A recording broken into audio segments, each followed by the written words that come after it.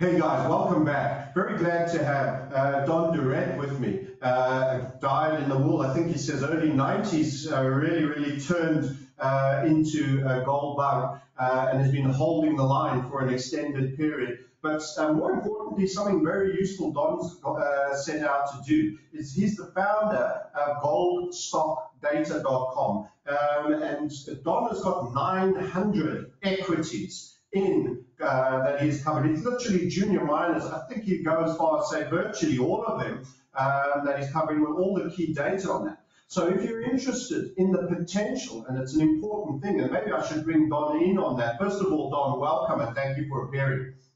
Yeah, thanks for having me on, Francis. You're one of the few people that pronounces my name absolutely perfect. Oh, good. Glad to hear that. Miners, Don, when gold actually gets its boots on, especially junior miners, can be, I mean, they were the original crypto markets before crypto was even in existence, weren't they? If we go back to the 1980s. Give us your take on what motivated you to do the coverage of 900 junior miners in this space. Well, I want to be comprehensive. I didn't think it would grow to 900, but and matter of fact, I've slowed down on my adding. You can't. The only thing that I add now, you have to have a market cap of at least $10 million. So I've slowed down. I'm only adding about 5 stocks a month, and then takeovers and bankruptcies, and I'm trying to stay right around 900. I don't want to go over because it's a big database. It's tough to maintain. But you mentioned junior miners. So, the entire mining industry is almost all juniors. If you think about it, there's not that many companies that have market caps over $1 billion. And there's very few over 10 billion. So you can almost on one hand. So it's mostly, you think about it, they're pretty much all juniors when you think about the world of economics.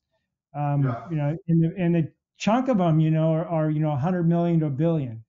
These are small market cap companies with a lot of risk, but they also have a ton of leverage, and that's what brought me to them. I really like the leverage. I like the speculative aspect of it. But what really drives me to invest in miners is the state of the world's economics. The debt bubble that's basically been growing since the 1980s. And the Fed now has completely changed their whole economic tune in 2008. They're no longer, allowing the free market to work. So it's really setting up gold for going a lot higher here. And I think a lot of people are noticing it. Yes, it's almost, we've gone from, as you said, a price discovery mechanism, which was one of the key tenets of capitalism for me. A real natural price discovery mechanism, to a managed economy, to even almost managing where news is managed, complete inversion is sold as truth. I call it inversion perversion era. And in terms of metals, it's almost like they're managing asset categories, because we look at the debt market being sustained when it is the most proliferated market that's ever been in existence. How these things can have value, because value is inherent with scarcity, isn't it? What's your take? Give us your key takeouts on the macro. And then I'm going to add a bolt on a second question. You mentioned leverage when you're talking about the junior miners. Are you talking about debt leverage within them, or gearing to the gold price in terms of movement? Yeah, the latter. The increase in price in gold and silver, that's what gives you your leverage. Going back to the macro. So what people are not really acknowledging, you brought it up, price discovery has really been tainted with these zero interest rates, since 2008, and the additional money printing. Nobody's really talking about how that impacts the business cycle. The business cycle has really been, people think that, we're not going to go into recession here. We're going to get a soft landing, and the business cycle is just going to carry on. We're going to go back to normal. But this is a new world. This is a completely new world. Today, Powell actually had the hubris to say, we're not sure. He said this, nobody knows if we're going to go into recession. Well, we're absolutely going to go into recession. What do you mean nobody? Nobody knows. Yeah, if we're not in it, he's pushing us in one. He's going to guarantee we're going to have one. And he had the hubris today to say that we're not. But he also had the hubris to ignore the fact that he's broken price discovery. He's broken Yeah. the free market. And on top of that, people are also ignoring the fundamental foundation, of the U.S. economy for the last, I don't know, 20 years or so, has been cheap products, low inflation, which is now broken. So the fundamentals, I mean, companies being able to buy products cheap and sell them cheap in America. We don't make a lot of stuff anymore in the U.S. We import everything. We don't make any appliances. We don't make any TVs. We don't make any phones. No electronics. No. It goes on and on. Most of our pharmaceuticals are imported. On and on and on. And now that's broken. The Ukraine war has disrupted that whole, foundation. The structural foundation of the U.S. economy has been broken, and they think that the economy is going to suddenly come back to life. And then Yeah. inflation, they want to get it back to 2%. Well, right now we know the best case is 4% by summer, right? 4% by summer if they can get there, but it's probably going to be, maybe 5 by summer, but 4 to 5. But then they want to hold interest rates high. They don't want to lower them. So how are they going to wait and let inflation go all the way back to 2%? And if that happens, we're talking about fourth quarter of next year, and that's kind of a rosy scenario. I don't think a lot of people are really expecting it. So No. how are they going to be patient to allow it? My personal view is that GDP, interesting to get yours, is that GDP is actually more important than inflation. And so if you get GDP, let's say minus 2%, that's just going to scare the heck out of everybody, especially the Fed and Wall Street. If you go minus 2%, for instance, that's going to scare people a lot more than 5% inflation. So GDP is actually more of a threat to the economy, negative GDP, than inflation. So if that's the case, if I'm right, they're going to implement, they're going to take QT off, which is on right now. They're going to go to QE, and they're going to stimulate, which is going to create more inflation. So they get a catch-22, right? They can't kill inflation. So if they can't kill inflation, which is these structural problems I'm talking about, how they don't have cheap products now coming in from China. And then you have once inflation gets out of the bottle, you get wage inflation, which is hard to stop. Yeah. And then services keep going up, and you see it across the board, right? Then you start seeing, your cable bills start going up. We're already seeing electricity bills, utility bills going up, of course, energy, but then you start seeing, your cable bills going up, then the services bills go up. And then how do you get to 2% inflation, right? And then everything starts to break, which nobody's talking about. It's like, so the whole macro picture, for instance, the first quarter of next year, how does the U.S. economy or the European economy grow in the first quarter of next year? What is the driver? I can't see anything, because the Fed's basically on hold, so there's no liquidity in the markets to drive it higher. The U.S. is out of stimulus. All the stimmies are all gone. And so you get January, we always have an influx, right? You get tax loss selling's over, you get the 401k influx. But after you get through the first half of January, it's like, we got a problem here. Now, normally the first quarter is kind of strong because you come out the gate in January, and then you get to about March and everything kind of grinds to a halt. So we know that's all coming. So my feel is that gold's probably going to get stuck here for, another 30 to 60 days, and probably is going to start moving around March, April, is my feeling. It could go all the way to May before we start seeing, silver get to 27. It might take that long, but I don't think you're going to be able to stop it. We're going to get one more correction, which I haven't mentioned, but once that correction's over, then I think that correction is going to happen here in the next 60 days. And we can talk about where my target is for that correction. But once that correction's over, I think silver and gold are going to start running. Yeah, that's I just listening to you speak. My take is very. I just can't see how they get to tighten too much more without anything majorly breaking. And I have the feeling that they're going to manufacture an event, essentially. I think it'll be a credits event, a derivatives or a repo market event type crisis again. But I also feel that there's going to be, I feel we're on multiple levels being attacked.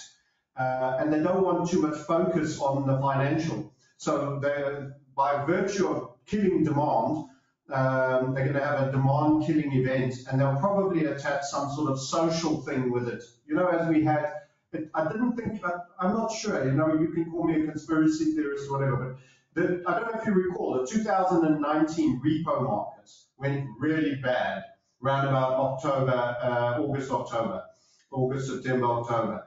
And there was real problems. Nobody wanted to lend. The banks clearly weren't lending to each other. And very shortly thereafter, you know, we had the event that occurred, which was the pandemic. And in March 2020, the Fed, and this is another thing I've discovered that many people seem to have forgotten, and this was very suppressed. The Fed paid to about 8, 10, I don't know exactly how many, investment banks, the better part of well in excess of 20 trillion. This superseded the actual stimulus of 6 or 7 trillion, whatever it ended up being. So again, it was a bank bailout. It was subprime all over again in that sense. But they just said, oh, you know, the following amounts, and it didn't even come through Fed sources. I don't know how it was, and then that article was killed and never referenced, and I can't even find it on the internet easily anymore. You know, BNP Paribas, you're talking about an American central bank that sent to European banks trillions. BNP Paribas received 3.69. These things to JP Morgan, Goldman Sachs, Credit Suisse, all of them were in there, the bulge bank investment banking cartel. And I'd love to know the total, but it was well in excess of 20 trillion. And then they made a fuss about the 6 or 7 trillion. Much of that went to corporations and to various other quangos, of which only a small amount actually went to American citizens and small businesses. So it seemed to me that we had they masked a bank bailout again, the primary recipient. And I have a feeling that we're going to go through something similar, only this time the demand killing event is going to be so extreme, I think they're ready to launch their CBDCs. And I'm just wondering, given how much management they're doing of everything now, I'm not sure what's the possibility we never get to see in this system a true price for precious metals at all before a CBDC is introduced and a whole bunch of things, and it becomes almost a black market product, or it suddenly gets a re-rating. It's not something you could trade. You know, one day that market will just be shut, and then the next day it just reopens, and this is how we're handling it from now, and it's just gapped a multiple, a huge multiple potentially in relative value. One or two of those two options. What do you think about a scenario like that? Is it possible? How do you play it? Because we aren't really getting true price discovery in the metals markets anyway, are we? Right. Before I answer that question about, you know, the gold price in the future, I wanted to add on to what you said about the possible liquidity issue. And I couldn't agree more. I think that today, you know, they raised the upper bound from 4%, which I think was tenable to a certain extent. I think they should have never went that high. But once they could go to 4, you know, the markets would handle it. But now I think they've overstepped their bounds. Now they're at 4.5, and they want to go either 4.75 or 5. That's where they want to go, one of those two. And it's interesting, you know, 5 is the limit because they know we can't go higher than 5. We go higher than 5, and we know we're going to break something. And the U.S., our annual interest bill right now is over $700 billion a year. And so you can only go so many months before you basically break the U.S. Budget, you know, or the U.S. balance sheet. You can't get to $1 trillion. Once you get to 900 billion annual interest, you know, you're kind of breaking the balance sheet. So they kind of know that. So we're in that that range, if you will. Now we're at 4.5, where you pretty much are over the limit. You are really stretching things. So yeah, so now I think we will have a credit event like you said, and like yeah, I don't know where it's going to come, but I And that expect. kills inflation down. It never kills it as far as COVID killed it. That's the other thing that I want to share with you. I mean, I love a chart. If you've got the bandwidth, I'll show you something that I think is interesting. And it's the interest rates. It's the debt markets. We are in such a set of circumstances that we had such a spill in the yield on debt markets as a result of essentially shutting down all SMEs globally, which was an unbelievable decision. And then printing up money to give some stimulus, although as I highlight, the real recipients of the biggest money were actually the banking system again, and then lots of quangos and political parties via various, corrupt end of times type of cabalism. But there was some money that went eventually to the end user. And I thought that was, it's kind of like, if you will allow me an analogy, I rob a bank and you're a kid in the streets nearby, and I go rob the bank of $1 million and I pay you a tenner to watch my car and I leave it idling and I don't lock it, so the getaway car. And then if I get caught, I say you were actually the mastermind and part of the whole strategy. That's where the retail market is. They're the kid that got $10, whilst the other guys made out like bandits. And then they tell you, you caused the inflation. The kid that got the $10 has caused the inflation in the world. And my opinion is, we bottomed on debt in terms of yields, and we've topped in terms of valuations. We will never get that low. I have a feeling that you've got to remember the Bank of Britain were bidless for a while. Japan has had periods of 5 days without bid in maintaining their debt market. It's something has turned in asset managers' minds now in terms of the debt market. So no matter how much demand destruction they create with an event, and by breaking something vast, I don't think we ever get back down to these ridiculously low rates. ZIRP was and NERP were thought documents for the school of Paul Krugman, etc. They were never going to happen. Although we did get some negative rates for people who are parking up money for an obscure reason in Europe. But it does feel like the debt markets turn. So the interest rates, I don't think they ever get to go as far as they will cut them. I don't think inflation will go down that much, as much as it did last time. It absolutely killed inflation, obviously, stopping the planet. And even if they manage something as big or even bigger, I think the supply chain bifurcation and all of these aspects mean we have a stagflationary element, which is in a sort of hyper zone. We've sort of coined the term hyper-stagflation. So you will still, even in a negative growth environment, have a higher than you would normally have inflation rate on account of supply chain, the difficulty of getting commodities, etc. So we almost have a stagflationary, but in a much more extended basis, that even in negative growth, you could be mid 5-6% even still in inflation. The UK is at 10.7. I'm not saying that the US can't drop below 5. They can, of course, and for a short period when the demand is being destroyed, if you have like a sufficiently terrifying demand-driven event. But if you think of, say, the UK, 10.7, where should their rates be at 10.7? And they're having a meeting today, and they're on 3.5. Surely they're actually, if you should take them straight to 8 right now, or even beyond, because it was it's a bit long-winded rant, so I apologize for this. But Druckenmiller was saying you don't go, never has inflation beyond 5% been reined back with lower interest rates than the inflation rate. Right. Yeah. What's your thoughts on that? Let's be a little lucid here. Whereas most of the talking heads on the cable channels, they're not lucid at all. When they talk about inflation, they talk about what's trending down right now. say, they go, oh, well, let's look at the commodity prices. They're trending down right now.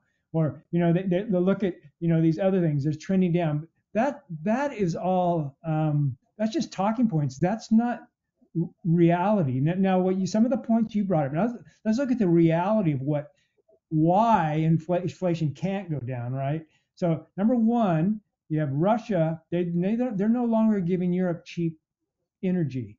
If you don't have cheap energy, your inflation is not going back to 2%, right?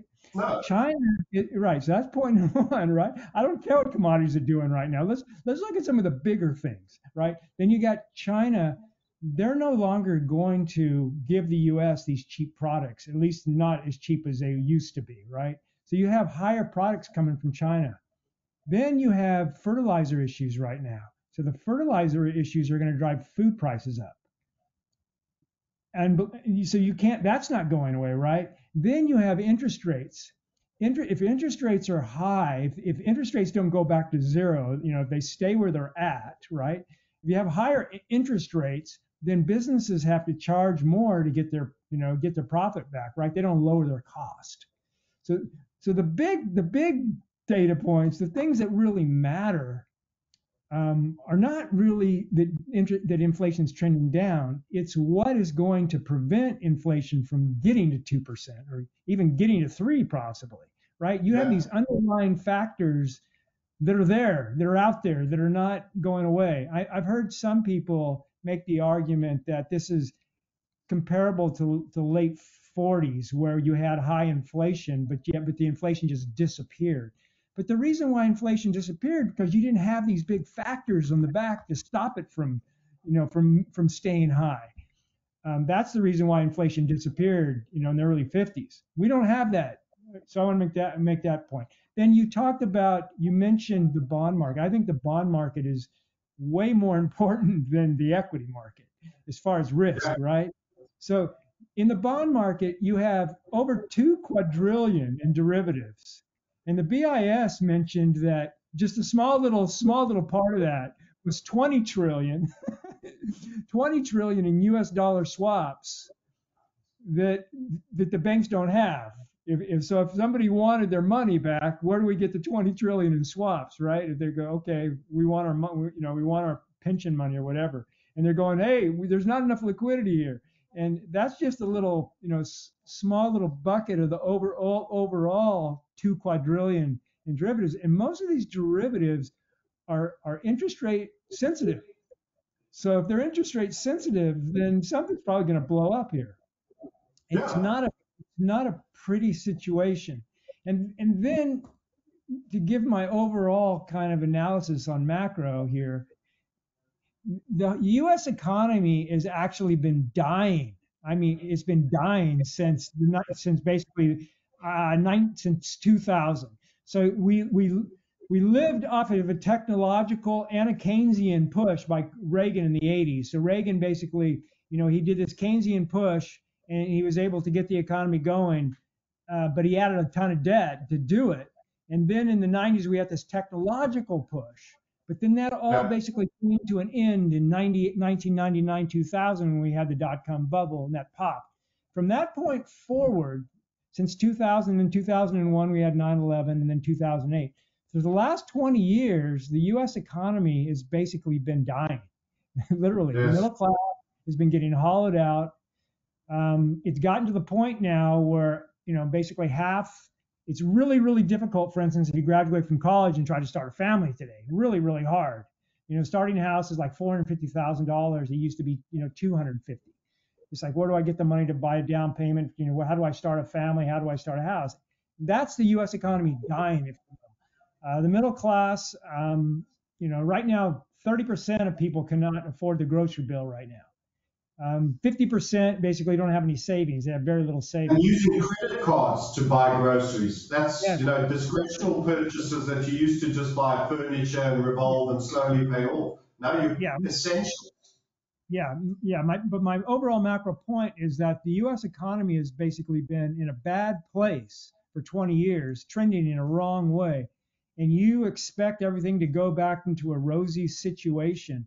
The only reason why we've been growing for these last 10 years after 2009 the last recession. The only reason is because they took interest rates to zero and then they made sure that there was liquidity. They managed the economy. They managed it. They didn't let the economy grow on its own. Interest rates shouldn't have been at zero. We were growing, they were at zero. That was a manipulated economy. So now we're coming out of manipulation. How in the heck are people expecting to avoid a recession here? Which is, it's not going to be. I don't think it's possible, right? And then, how much money is it going to take to reboot it, to get the economy growing again? It's going to be, several $trillion. And then when they spend that money to reboot it, it might not work. I mean, if you go back to Japan, I think this is very similar to Japan in '89, when Japan basically, that was their wall and this is our wall. And Japan really could never get on their feet again. And I think we are going to this is our lost decade. Our lost decade is starting now. We're not going to be able to get going again. We're not going to have any growth. And you have no growth, then all these zombie companies are going to be laying people off or going bankrupt. So it's a very bad scenario here going forward. And people that are putting the lipstick on a pig, thinking that the U.S. economy is the best economy in the world and everything's going to go start, growing again, everything's going to be fine. The odds are against them. They're trying to go up a hill here. They're not going downhill. They're definitely going up a hill. And isn't it interesting that all of these insiders are investing now in physical assets like Gates buying farmland? And I do think they're going to right size, as in reduce the overall food production. We're seeing the same in Holland with 3,000 farms in the name of these ESG targets. So going back to the point of inflation, never mind your energies and your costs of fertilizers and all of these. Imagine you have these forces that are actually looking to reduce food production and how narrow the lack of surplus and how narrow you've got to be and how that the floor that's going to put on food pricing as well going forward. So it's super inflationary if you're going to lock down abundance and potential to export and everyone's going to be sizing down on food production as well. Everywhere I see it, I just see a higher level of inflationary cost. Just we called the debt turning in 2020 of August, and we said that's it, that's peak. It was our first call. It's the first time I've ever said it on a 40-year bull market of the debt. If I just pivot to this, is it your assessment now, today, along with us, that despite rates coming down, we have actually also hit, and I'm going to just pull up the chart there for you to have a little Google. Do you think, in terms of that, the markets have turned for debt markets? So yeah, the 10-year. I agree with you. I think that it's we're not going back down to 0% interest, for instance. I don't think, for instance, the 10-year. How low what's the low there? 0.3. Yeah, 0.3 the 10-year. To me, that's the bottom of this immense bull market that they've had from there to there. And in actual fact, been in a channel which broke over there for most of the 80s into to 20s. I couldn't agree more. We are not going back down there ever again, ever. I don't think we're ever going to go back down there. My lifetime, your lifetime, we're not going back there. So yeah, and the reason why we're not is because of the central banks printing money. The central banks now, they're in a conundrum where they have to print, they have to create liquidity, and as they do that, they prevent this type of a scenario where you can get interest rates down to zero. Get the 10-year all the way down to 0.3, 0.4. Yeah, it's not happening.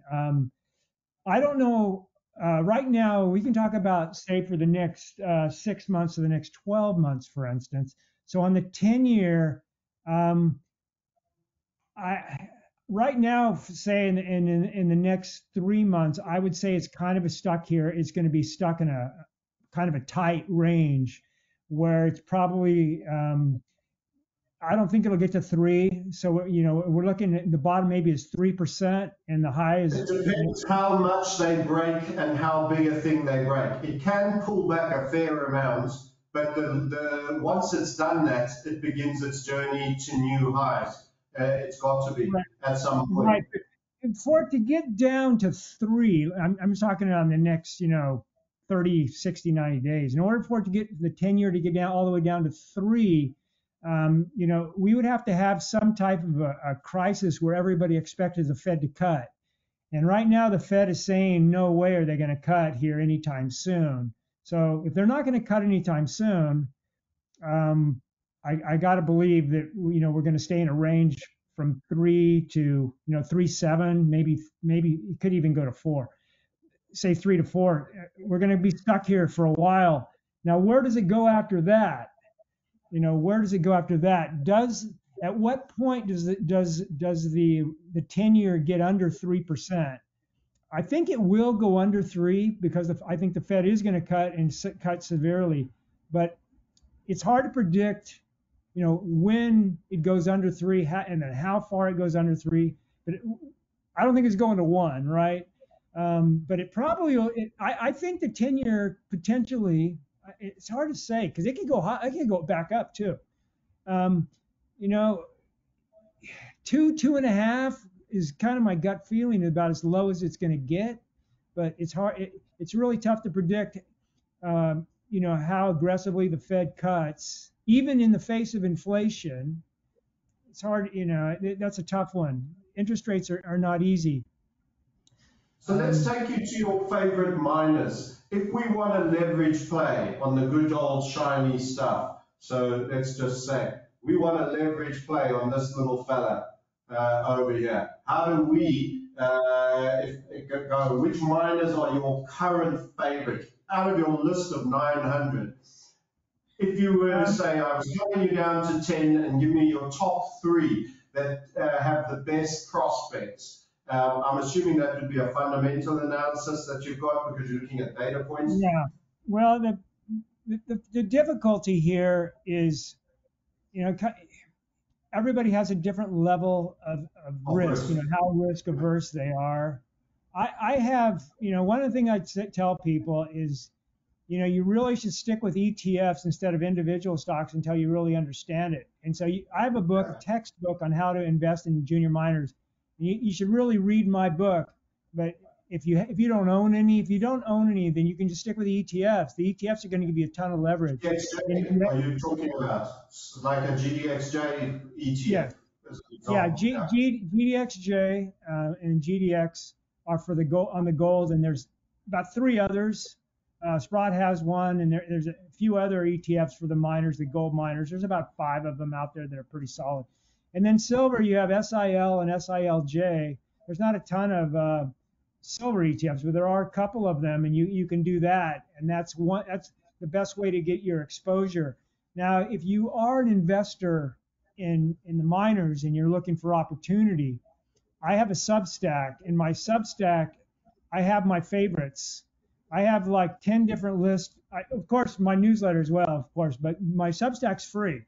So if you go to my Substack, there's actually a favorites, and there's 25 stocks on there. You can just go through and go through the list and see which ones, you do some due diligence on them. And then in tandem with my favorites, I also have a list of all the silver miners I like. So and then I put them in buckets: winners, possible winners, high risk. So I actually put in my Substacks, I have all these lists. I have developers, I have drill stories, I have producers, I have silver. I got a ton of lists for you. So if you want some reads, if you want to do some research, do that. Yeah, so go scroll down and look for best of best. Let's just show everybody that, so everybody goes and does this while they're watching. Get smart on it. I have just done it. So you search for Don Durant, R, Don's newsletter, gold and silver mining. You add it, and then you stick the email in there. I've already done mine, and you'll end up exactly like that. And you can spread the word as well if you feel. There you go. So click on best of the best. So these are all the list of stocks I was talking about. And then the best of the best, go ahead and click on that. And where do I find that, Don? It's the Best. first one below the newsletter. That one. Okay, yeah, Below gold, silver, markets are the best. Yeah, sorry, I missed Yeah, that. Yeah, great. yeah. You got it. These are my favorite stocks, and they're alphabetical.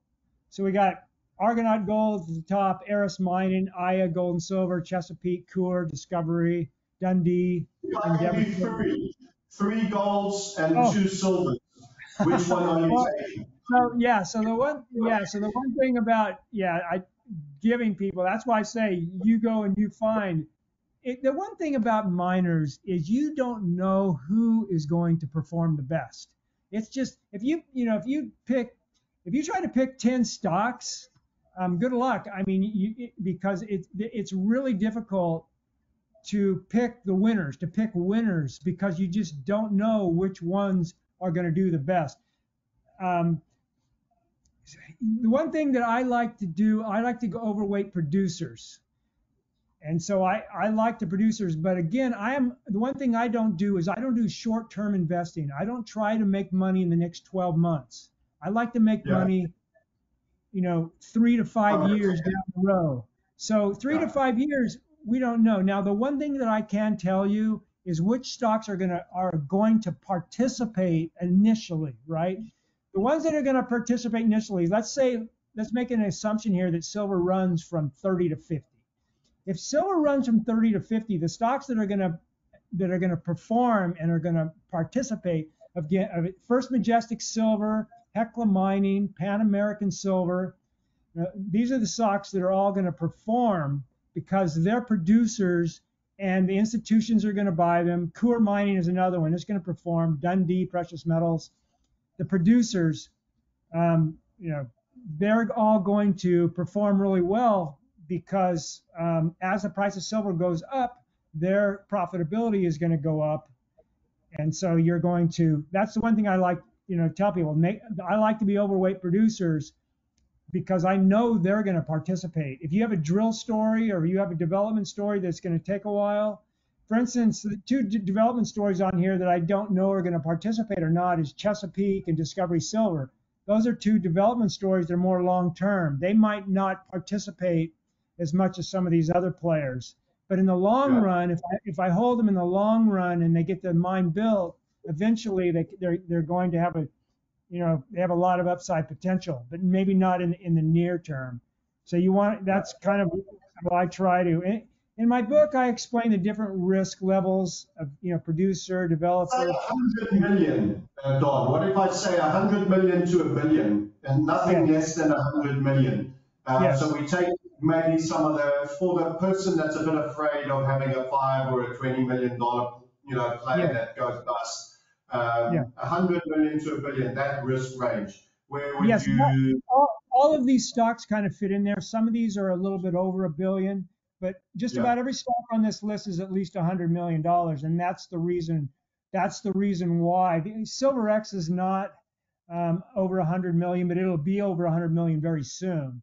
But yeah, everything else, I believe, is over 100 million, and that's the reason why they're my favorites because the risk reward. Exactly what you said, once you get below 100 million then the risk goes up. And so the only yeah, stock on my this favorites list that's under 100 is SilverX, and I like yeah. SilverX a lot, and that's the reason. Guanajuato Silver I think is a little bit under as well, but it'll be over really. It'll be over. Those are two small silver producers that I think are going to grow their production, and that's why they're on my favorites list. Everything else is 100 million to a billion. There's a few that are over a billion. Gotcha. Maybe 20% are over a billion, but they're not over a billion a lot. I think Pan American is really one of the few that that's like over 3 billion. Everything else is under 3 billion, I believe. Yeah, so that's what I try to focus on. And my sweet spot really is 100 million to 200 million, but that's when I want to buy a company because I think the risk reward is very enticing at that level, 100 million to 200 million, because those are the companies that can grow to a billion. There's a reason why they're worth 100 million, 150 million is because they have the goods and they have some growth and then they could grow to a billion and there you have your 5x bagger.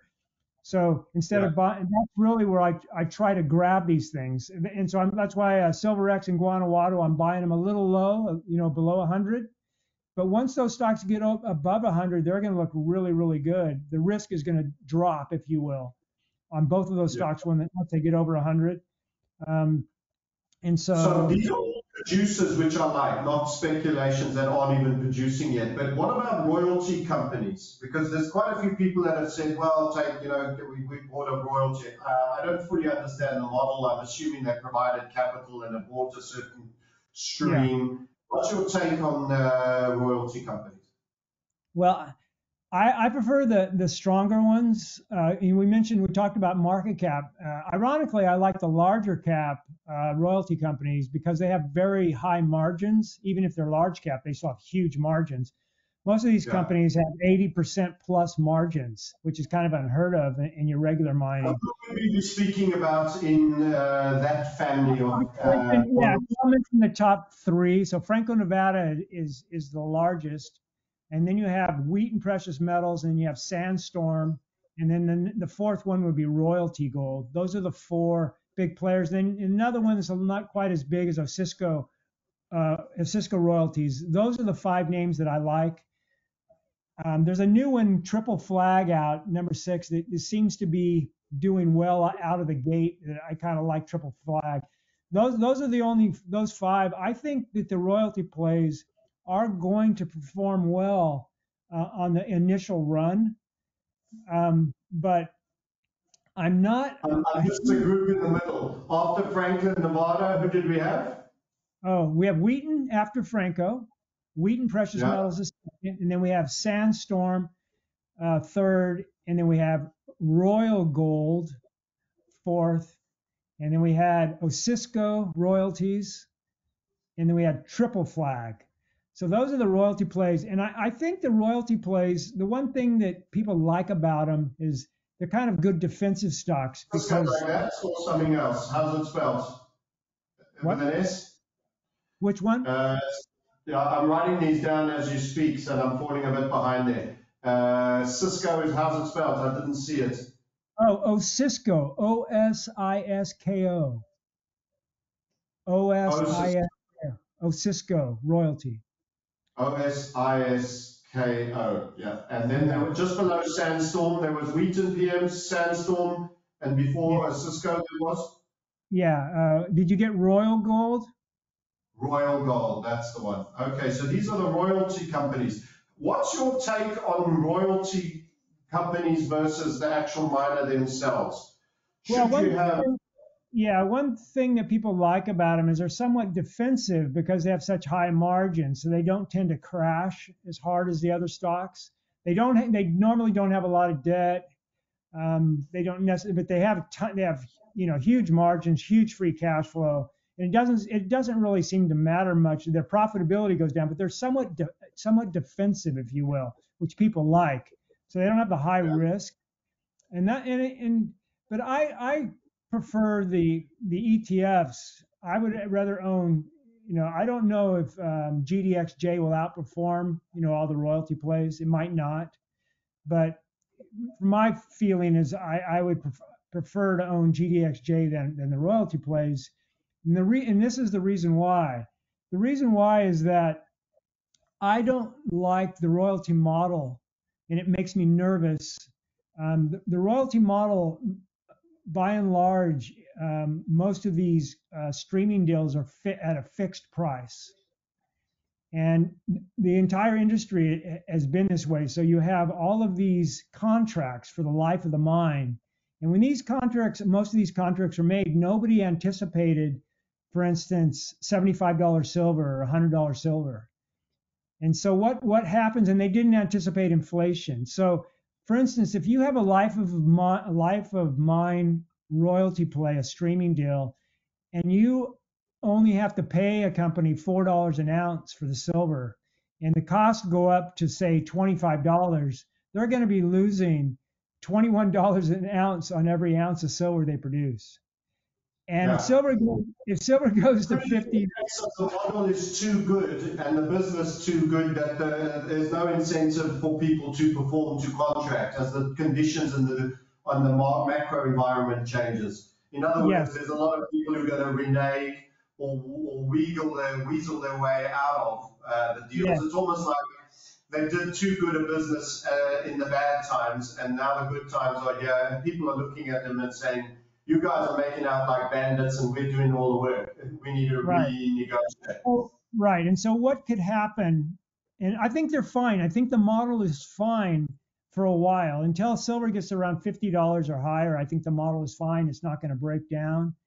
But once you get to if things go nuts, and if you say it's a long-term investment, you know, and so right now you have these high margins, and I think what could happen to the model is the margins could actually start reducing, right? So instead of you have 80% margin, you know, it's like maybe it goes to 70%, and if that happens, then the multiple goes down.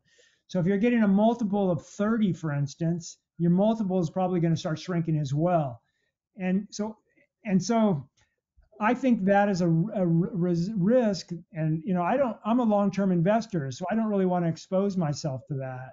But I do like the model on this initial run. I think the royalty plays are going to do fine, and a lot of people argue with me saying that these are contracts and they'll never break. But nobody wants a lawsuit, right? Nobody wants to not get paid. So let's say that you have a contract with somebody and you basically stop paying, you know, selling them silver, for instance. I think silver Yeah. is more of most of these contracts are silver at like $4 fixed for the life of the mine. So if you have a contract, you basically just stop paying them, and well, first of all, you call them on the phone and say, look, we need to renegotiate, and they say, no, we got a contract, or I'm not going to renegotiate, and then fine, and you stop paying them, and then I'll see you in court. Well, those court cases, you know, they could take a while, right? So, meanwhile, you're not getting paid. Meanwhile, you have to put a news release out saying we have a legal dispute, and when you say that, you're going to get hit. Your share price is going to go down, right? So you don't want that. So a lot of companies are going to renegotiate because they don't want to deal this. And what's going to happen inevitably is you're going to have a real ugly case, a real ugly one, right? Where these two companies are battling it out. I'm not paying you. Yes, you are. And they're battling it out in court. And that's a real ugly one. It's very public, right? They'll set precedents, and they'll set precedent of both prices going down, the share price, particularly the royalty company. Yes. And whatever settlement gets will probably become a model that the others will quietly, behind closed doors.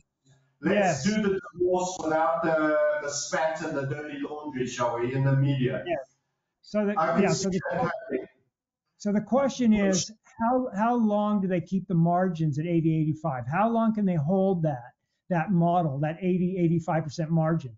And you know, at a certain point, I don't think that margin can hold because, again, these companies are going to be losing money on every ounce they produce, and how much money can they lose? So yeah, it's something. I get a lot of pushback on this. I bring it up, and people, you know, they basically say, Don, you're wrong.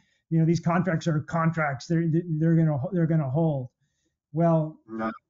perhaps, No, but you know, it's good. They dive because of being too successful and too rich. How many miners, are there certain miners that have overcommitted production to royalty companies? Because what I'm thinking, if I'm modeling, and this is what we're trying to do here, how it goes. Initially, royalty companies go great because they're super cash flow generative, got great margins. Mines that have oversold to royalty companies can lag because they are not getting the upside of the market move up. Let's assume silver and gold have now moved to some of the levels you were describing. So which of the miners have oversold production to royalty companies? Right, you're absolutely spot on. And one example was Alexco, which Hecla just bought, and this is really interesting. This shows you how valuable these contracts are. Hecla paid, I think, around 80 to 85 million for Alexco. Then they gave Wheaton, I believe it was Wheaton Precious Metals, they gave them $115 million to buy out the royalty stream. In other words, the royalty stream was worth more than the company. The royalty stream they paid $115 million to buy out the royalty stream. That's how valuable it was. Can you imagine? And the company was only worth, they only paid 85 for the company. It was worth more than the company, the stream. That's how valuable these things are. And that's today. That's what silver at 20 bucks. Just think how valuable that stream would be at 50. That stream would have been worth 250 million, Yeah. a huge amount of money. And that's just one stream. So yeah, some of these streams can be very, very valuable, and they can But then impact. we get to the actual producer who's made the contractual commitment, though, isn't it? Yeah, it just shows you how these contracts can be so one-sided. When a contract can be that valuable. Yeah. The Yeah. only reason why it's that valuable is because it's a fixed contract. It's fixed. Yeah. It's like $4 for the life of the mine. It was like, so yeah, and yeah, basically Heckler realized we have to bite the bullet here and buy out this contract, because if we don't, it's going to hurt our profitability, because we're going to be losing money on big chunk of our production. And so off the top of my head, Alexa to me was the real test case, because I really thought that contract could not hold. But most of the deals, and this is where I get a lot of pushback on, most of the deals are fairly small, and so they're only like 3% of production, 5% of production. Some of them are 10, and so it's the ones that are 10%, right around. It's very rare to see one that's more than 10% of production. It's the ones that are 5, 8, 10% of production are the ones that are going to probably get tested. But if you only have 3%, it's not a big deal. Off the top of my head, I can't really think of any 10%ers. I'd have to, it's early in the morning here. Yeah, that's fine. It's an interesting discussion. It's once you've clarified that the percentage ranges, because this is not my field, marginal mining and the miners and the relationship with metals. It's very interesting to speak to someone who studied this. If it's a 3%, as you say, I don't think it's such a big issue. And as long as there's no mine that has done 50%, sitting with half its production, because then it's actually working for somebody else more than itself. If those are the levels, but are there multiple royalty contracts within any one mine? In other words, could they be on the hook for 7 or 8% to one royalty company and 7 or 8 to another? What's the maximum exposure? No, yeah, it's never, pretty rare for that situation. What you do tend to see, though, is a combination of a stream, and let's say the stream is 5% or 5% to 10% of the production, and then in tandem with that, sometimes, not always, but once in a while, in tandem with that, they'll have a separate deal with somebody else. Will be what is called a gold loan. And so the loan isn't necessarily a stream. A stream is where you have to pay me, say 5% of your production. You have to give me it at say $4. You have to, when your production, I don't care how much production you make. Let's say, but you're gonna give me 5% of whatever it is. Now a gold loan is different than that. A gold loan is like a regular loan, but you're paying it back in gold, and that's more fixed.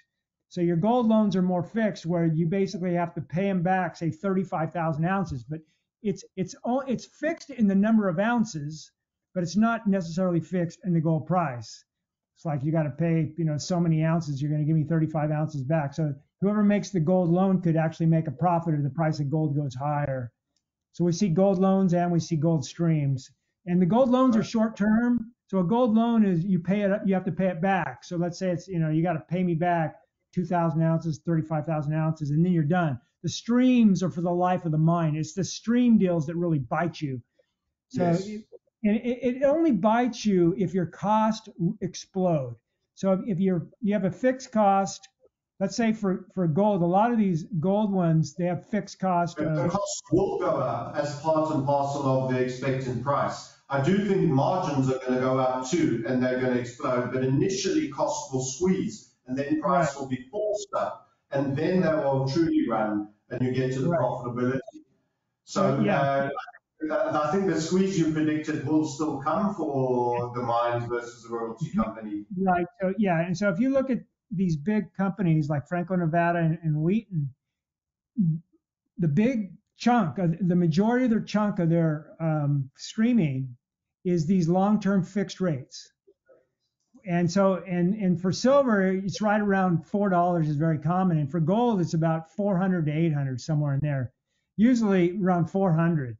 So let's say that you have to pay somebody $400 for an ounce of gold, and then gold goes to 3,000, and your cost, your cash cost, your cash costs are 1,800. So you're losing, let's say they go up that high, you're losing $1,000, $1,400 an ounce, and then Wheaton or first Franco-Nevada, they have these huge margins, and so you're going to basically cry uncle and say, wait a minute here, this isn't right, this isn't fair. You're making all the money here, and I'm losing here.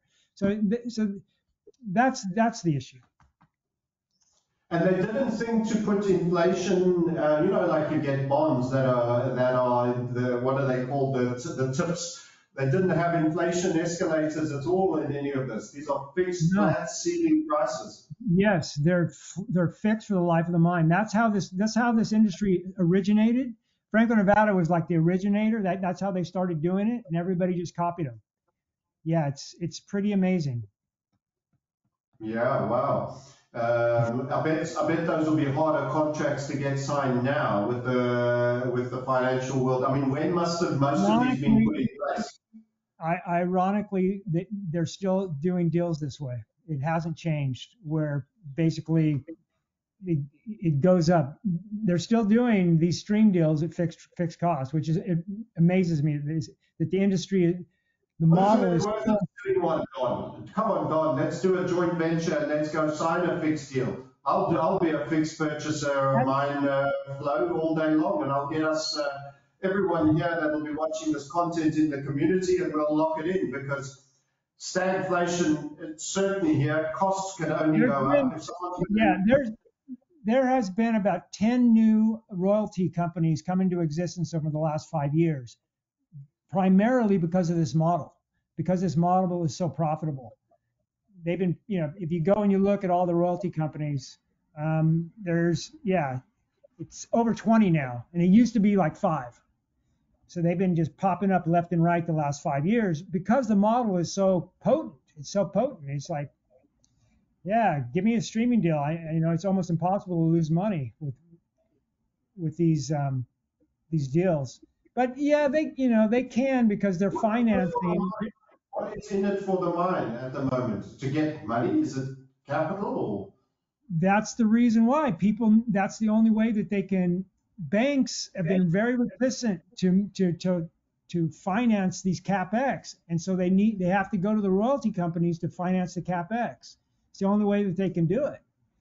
And the other thing, NSRs are really, that's the other thing that they've been doing, is that royalty companies are buying the NSRs. I don't have any problem with that. I think that's great.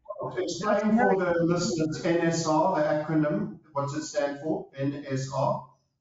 Net something royalty. It's net royalty, basically. Yeah, I forget what the other. But yeah, it's net standard royalty. I forget what it is. But it's basically, they're usually 0.5% up to 3%. Sometimes they go to 4 and 5, but generally they're small NSRs, and it's for the life of the company, and they just get the gross.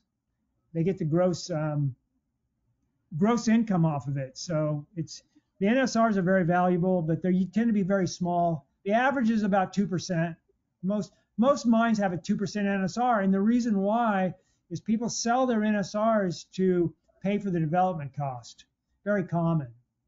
If you haven't sold your NSR, you usually sell it way before first pour. You usually sell it, back in the PEA stage.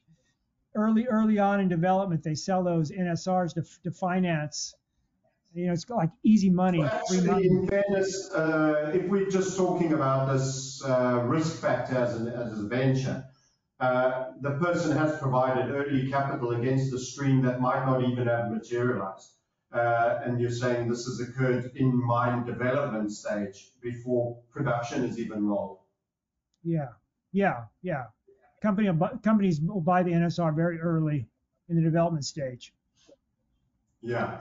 So you've got to give credit for the risk. What is the rate of failure, and what capsize mines are these typically occurring? I mean, what is the biggest mine, potential future mine in the making that has the most feasible likely stream that you could still shoehorn a worthwhile contract that there's some risk for you, but then it's likely to come off